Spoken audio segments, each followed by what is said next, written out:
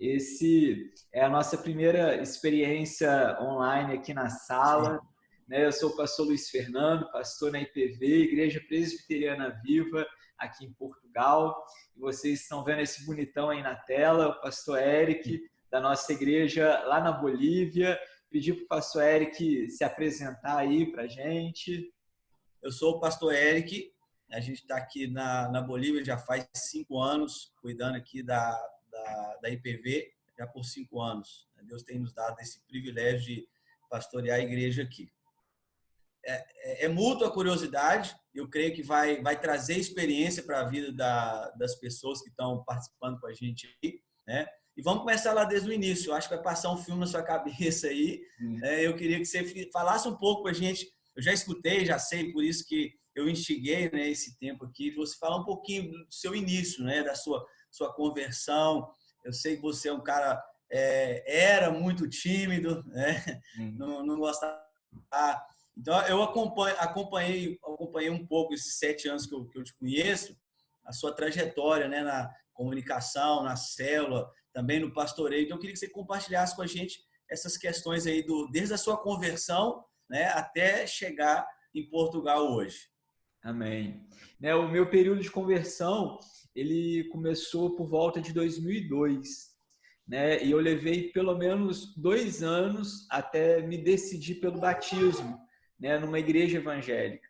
Né? Durante a minha infância, o início da minha adolescência, eu frequentei durante um bom tempo a igreja católica, meio que por imposição, obrigação da minha mãe.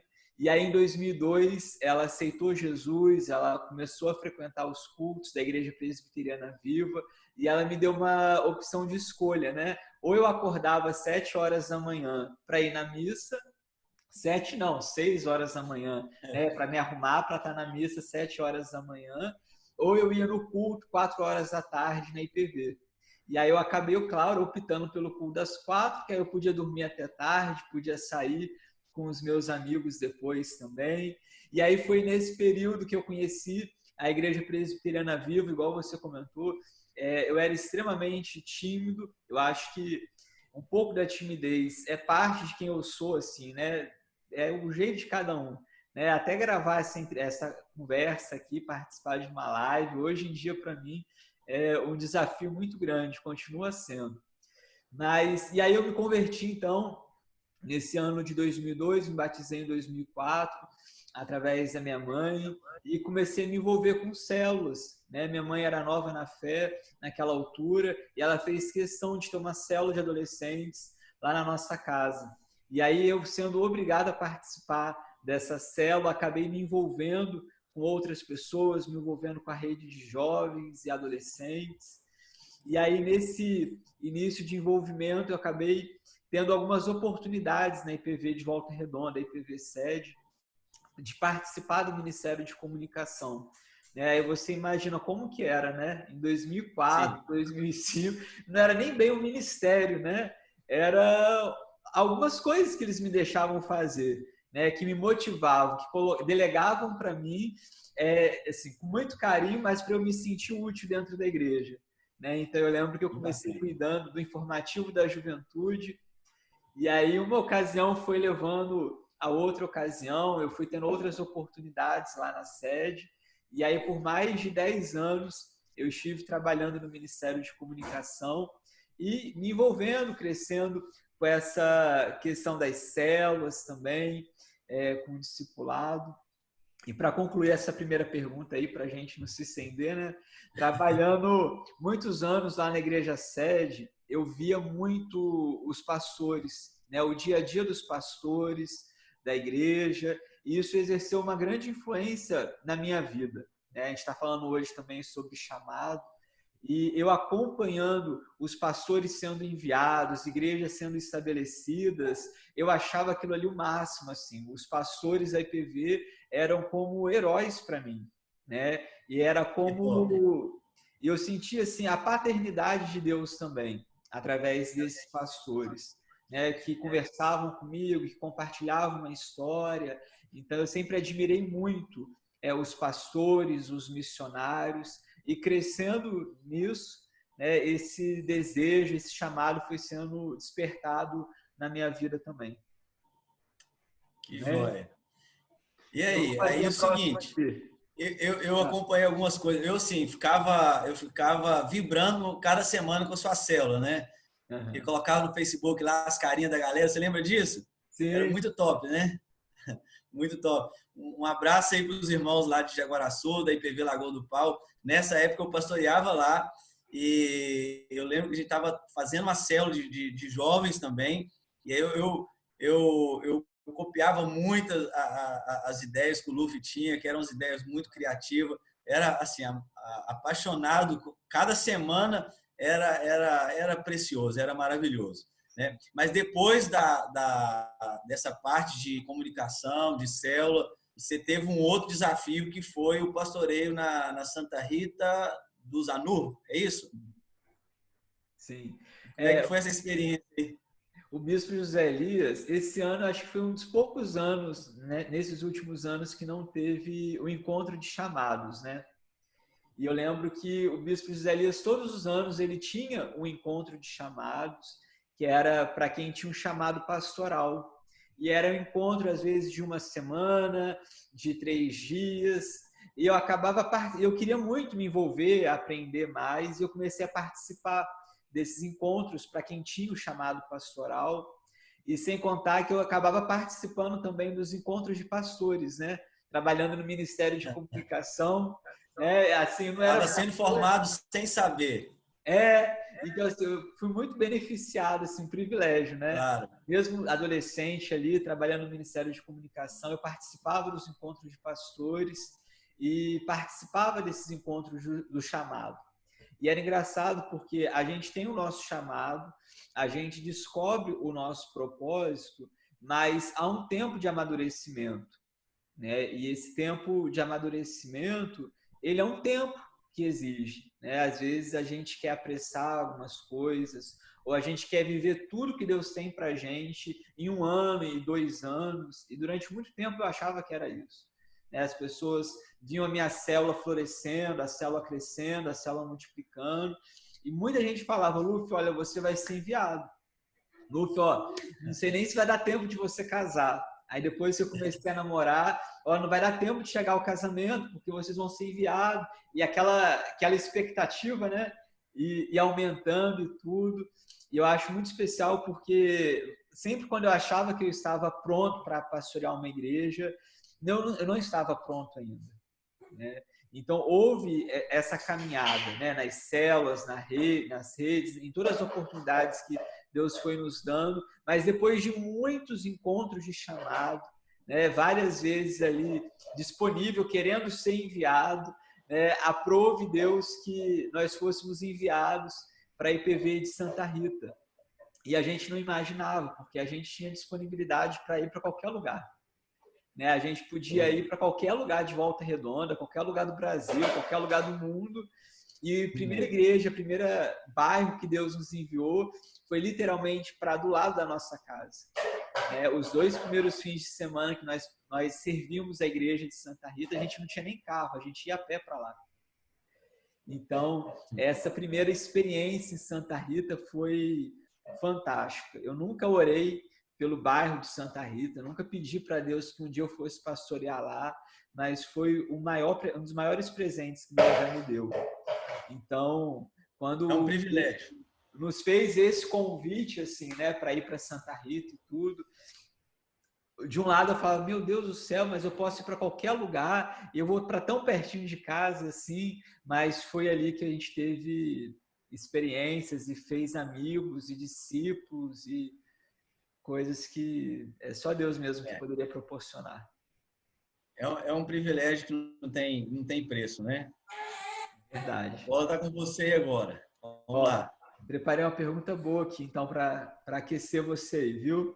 Eu queria saber, pastor, que momento da vida de vocês que vocês estavam vivendo quando vocês foram chamados para pastorear a primeira igreja de vocês? Você chegou até a dar uma saudação aí, Jaguaraçu? Isso. Como que então, foi? Assim? Para responder essa pergunta, eu tenho que falar um pouquinho de como eu cheguei na IPV, né? Eu cheguei na IPV assim, num momento muito difícil da minha vida, né? Eu fiquei 6 meses fora da igreja e a minha igreja era na mesma avenida, né, da IPV. E depois que eu fiquei esse período afastado da igreja, eu sempre passava na porta da igreja em Timóteo, da IPV em Timóteo, mas nunca visitei, nunca conheci nenhum amigo em comum lá da igreja. Mas nesse período que eu fiquei afastado, eu conheci uma pessoa da IPV e me convidou para ir lá, né? Então, eu conheci o Bispo Paulo, na época pastor, e começou um processo todo de cuidado, um processo de restauração, um processo de discipulado.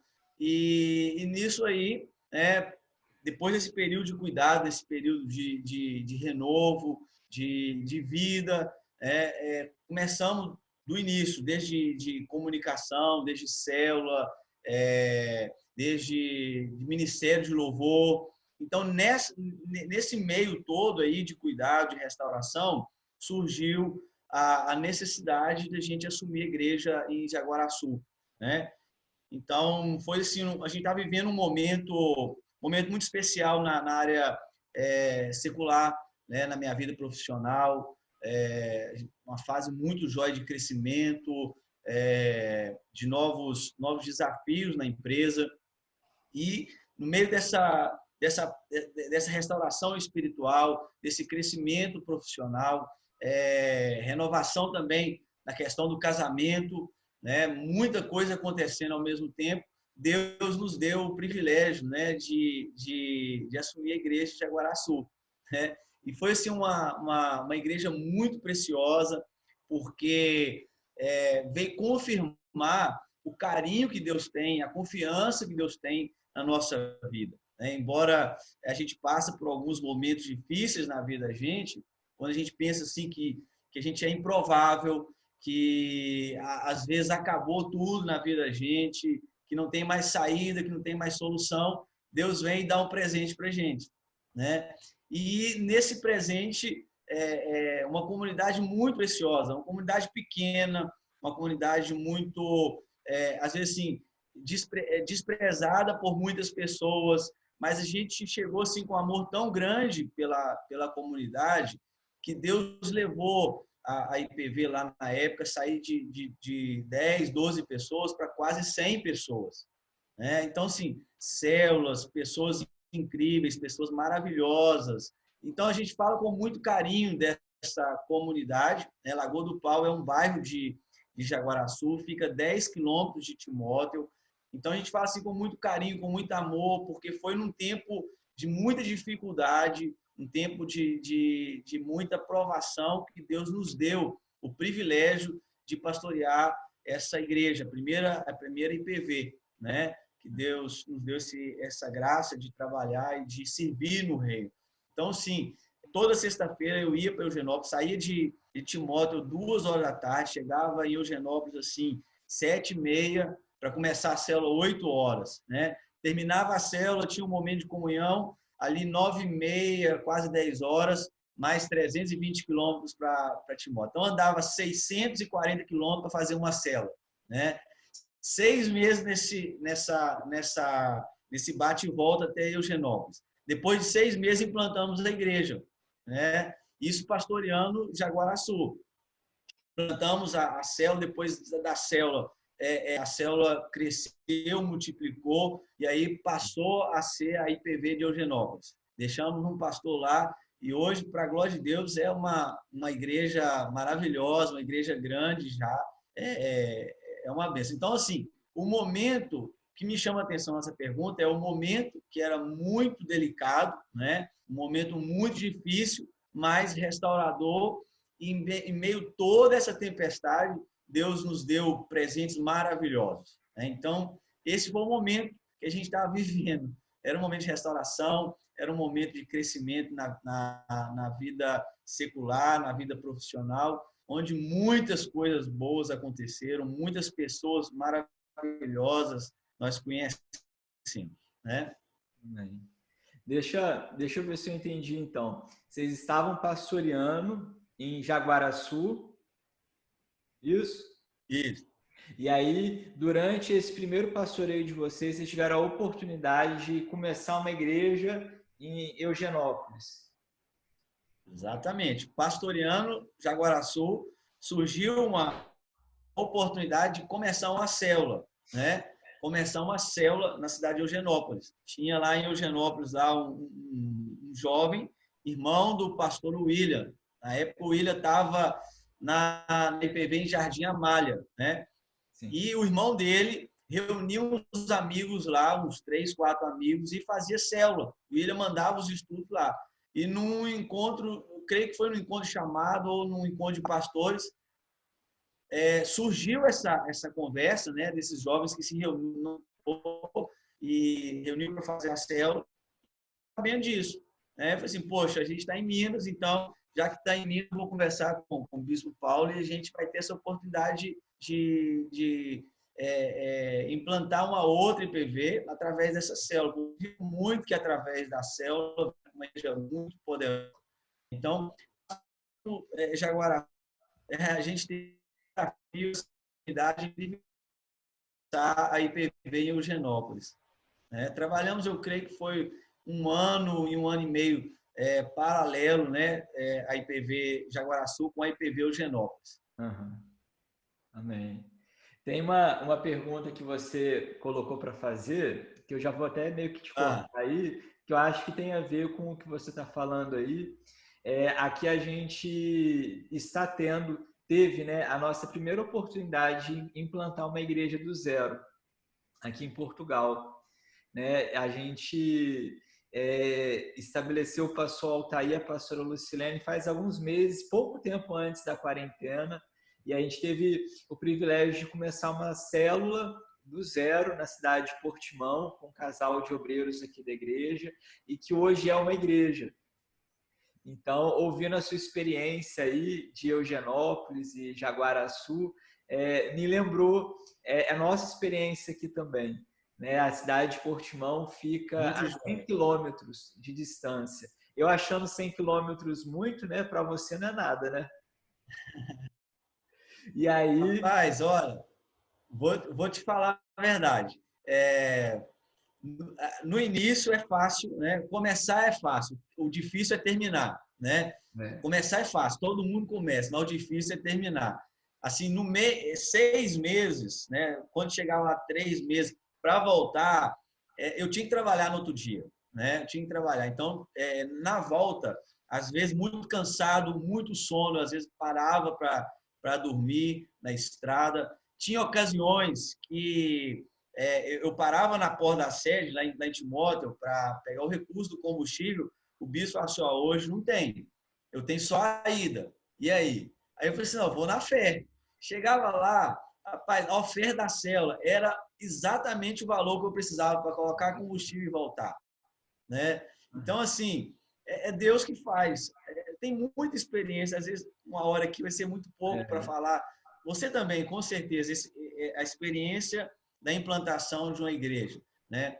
Mas é um preço que não tem como mensurar, é uma história que ninguém apaga, de Portimão e Eugenópolis, né? Está cravado na história, ninguém pode apagar isso, né? É uma experiência que não tem preço, você participar da implantação de uma igreja, não tem.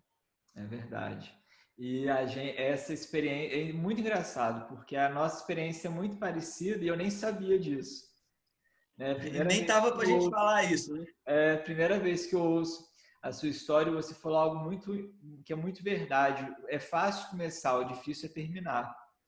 Porque as primeiras idas é tudo festa, é alegria, é algo novo.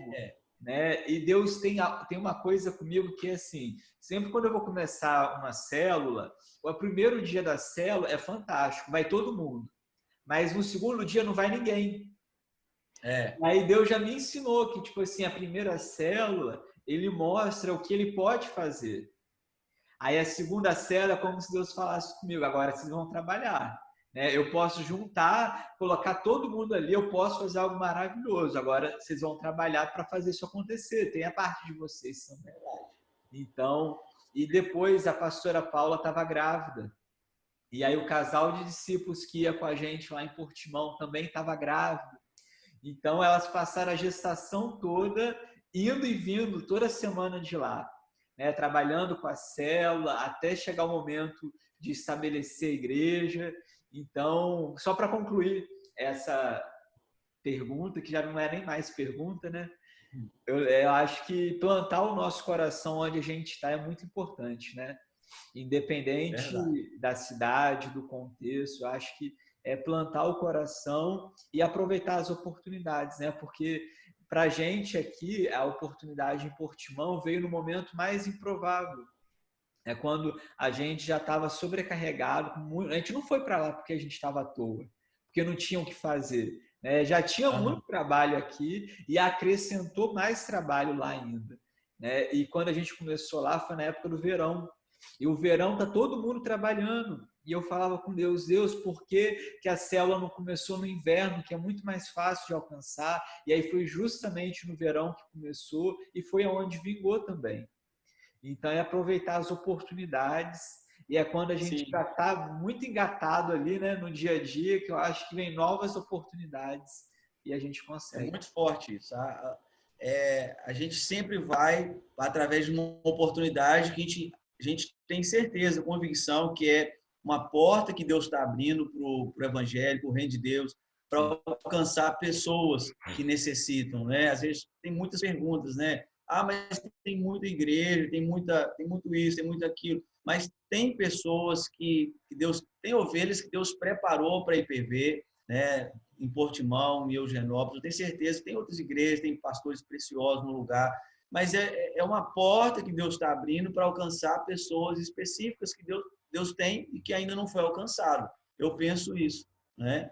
A cada projeto que eu tive oportunidade de participar no Brasil, agora aqui na Bolívia também, Deus deu para a gente o mesmo privilégio de estar participando de implantação de igreja aqui na Bolívia, né?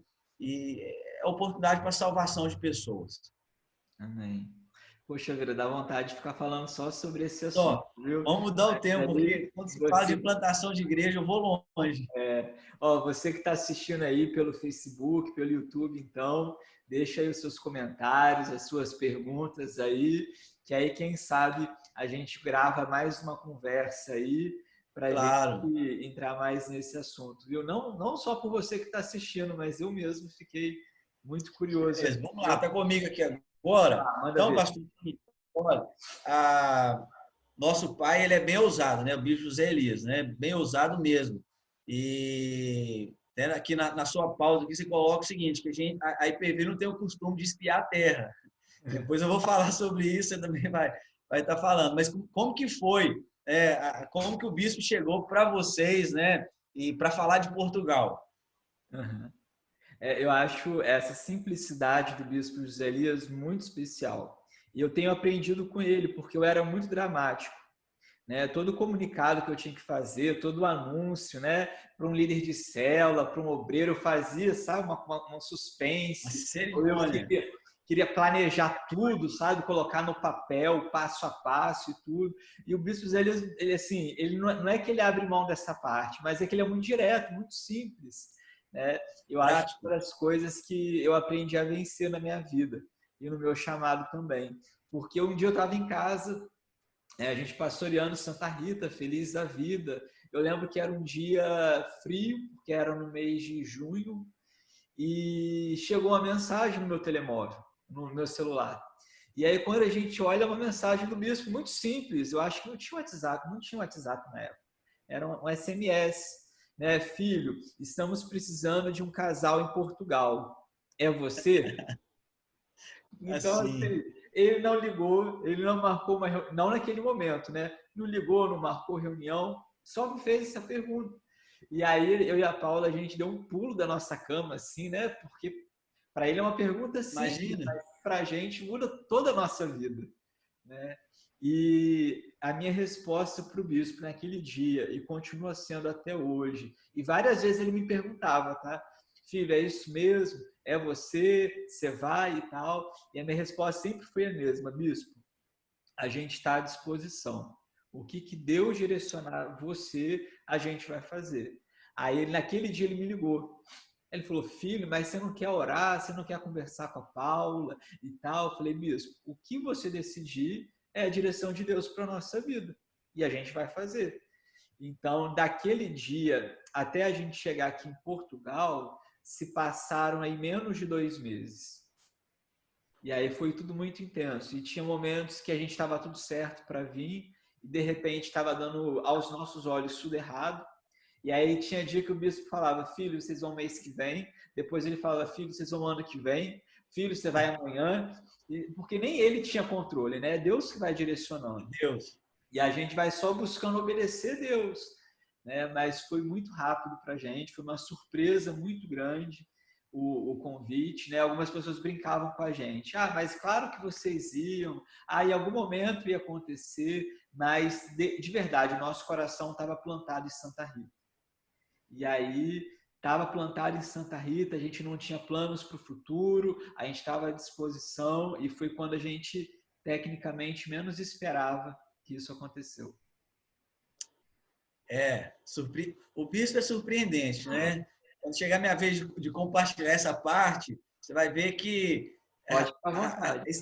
a estratégia dele é formidável. E assim, ele é incrível, é surpreendente.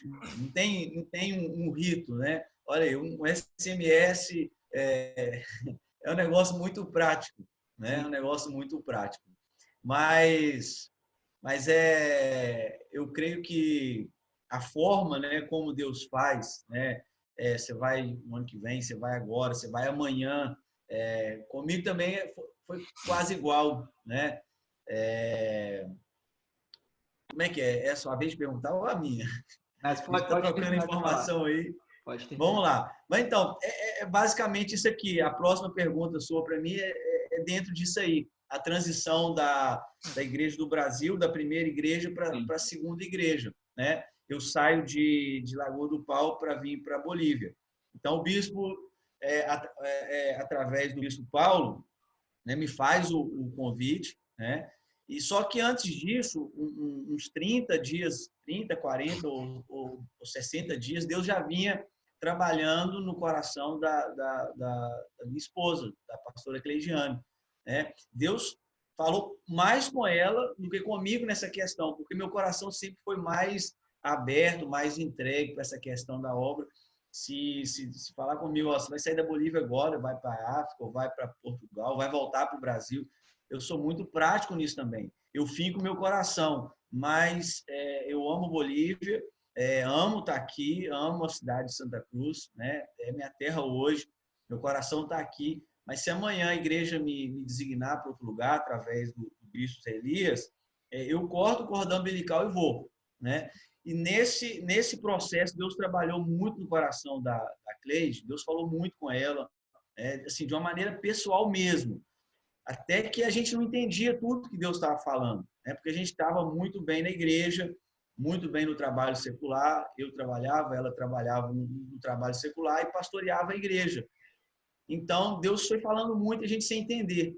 E falando assim, a terra não era o Brasil, né? A gente não sabia para onde que era, qual terra que era, qual país que era, mas o que Deus falava é que não era, a terra era uma terra estrangeira, uma terra estranha. Falava com ela, né? Então, quando veio o convite, a Carla, e eles falaram assim, olha, o Bispo Elias tem um convite para vocês, né, de assumir a IPV na Bolívia. O casal que está lá precisa voltar para o Brasil, né, para assumir outras responsabilidades, e a gente entende que é para fazer o convite para vocês e que a gente vai dar aí 3, 4 dias para vocês orarem, tomar a decisão. E aí? Na hora eu olhei para a Cleide, né? Olhei para a Cleide e só pelo olhar dela ela já pegou e já disse, não, a gente não precisa de orar, nós vamos. Eles, a seu exemplo, tomaram um susto. Peraí, como é uma viagem internacional, é uma mudança internacional para outro país, não precisa de orar, não precisa de pensar, né? Mas a gente já entendia que aquela reunião, aquele convite já era o resultado do que Deus vinha preparando no nosso coração, né? E então a gente na hora a gente falou assim, não precisa de 3 dias, a gente vai, nós só necessitamos de ajustar alguns documentos, preparar algumas coisas, né, com a família, mas a nossa resposta é sim, né? A nossa resposta é sim. E assim, eles tomaram um susto, né? Porque o coração abnegado, né? O coração disponível, né? Falou mais alto e Deus já vinha trabalhando, né?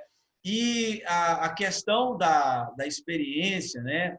Do Brasil da primeira igreja para a segunda igreja, tem várias coisas que nos fez amadurecer. O que mais me chama a atenção, pastor Luffy, é a questão da dependência de Deus, né? No Brasil, eu achava que eu era dependente de Deus, né? Mas era uma dependência muito fácil. Eu trabalhava, a Cleide trabalhava, a gente tinha o nosso cartão de crédito, aquilo que a gente desejava fazer na igreja, que às vezes não tinha recurso, pela condição que a gente tinha do nosso salário na empresa, a gente pegava e fazia, a gente comprava no cartão, comprava a prazo, e de boa, a gente pensava que isso era depender de Deus. Depende de Deus, as coisas estão acontecendo, né? Voltando a falar da primeira igreja, falar essa questão de dependência de Deus, a gente conseguiu colocar ar-condicionado na igreja, cadeira estofada na igreja, instrumentos, assim. E eu pensava, poxa, legal, somos dependentes de Deus, Deus está fazendo milagre. Mas quando eu chego na Bolívia, né, e me deparo com uma outra realidade, uma outra cultura, né, com aquela visão do Brasil, né, das coisas acontecendo muito rápido, das coisas crescendo muito rápido, foi como assim, eu estivesse voando a 200 km por hora e quando eu chego aqui, 50 km por hora.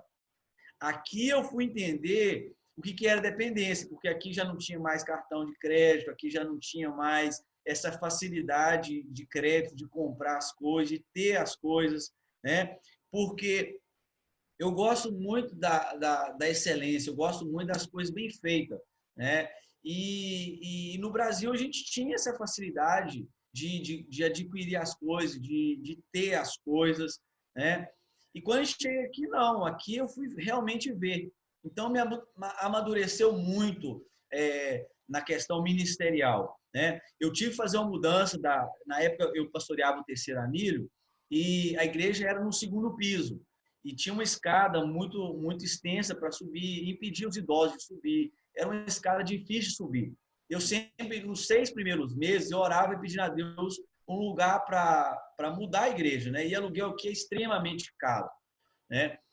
Mas embaixo tinha um salão melhor e Deus abençoou que nós conseguimos alugar esse salão.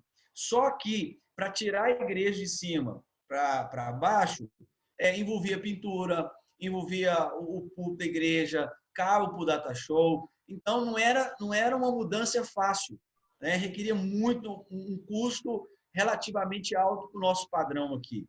E aí que eu vou falando o seguinte, a questão da dependência de Deus. E aí eu fui para o lugar e comecei a orar. Senhor, tem a placa, tem o cabo de mídia do data show, tem o altar da igreja, tem a tinta para pintar.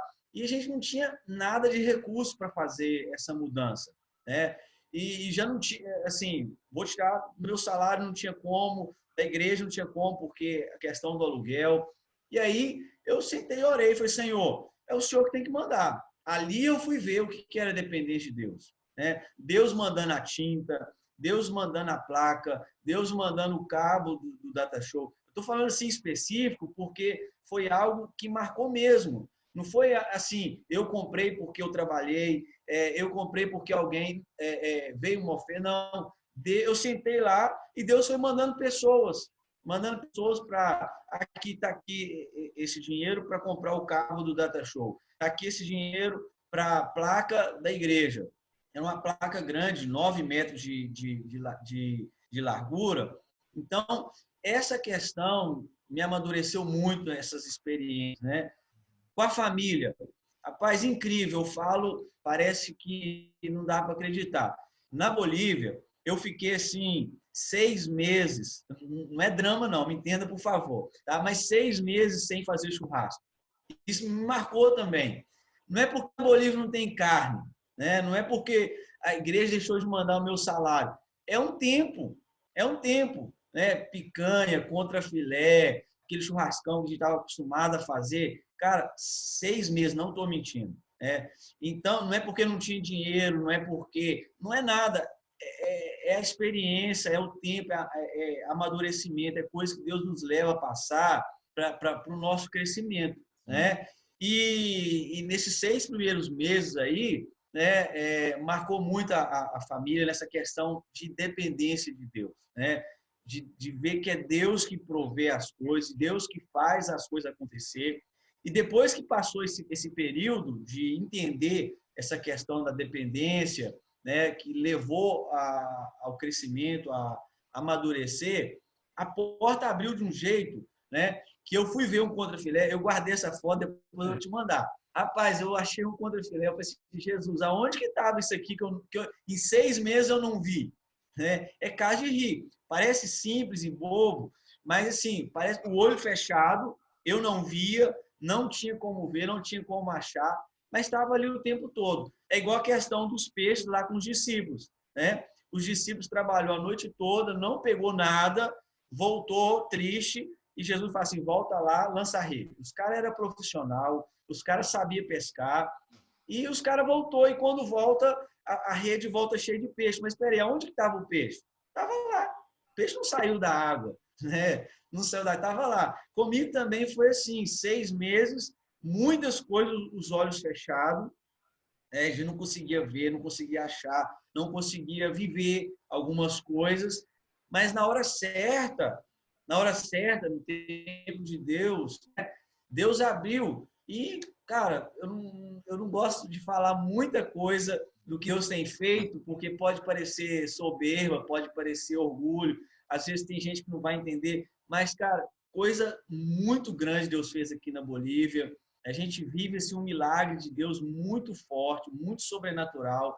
Então, assim, de igreja, né, de sair do Brasil, tá experimentando assim aquele crescimento estrondoso, né, e chegar aqui, a gente experimentar o crescimento gradativo, de um a um, de comemorar pequenas conquistas, de comemorar, ver uma criança se rendendo aos pés do Senhor e valorizar mais o trabalho infantil. Cara, é muita coisa assim de experiência que a gente tem entre a igreja lá no Brasil e a igreja aqui, né?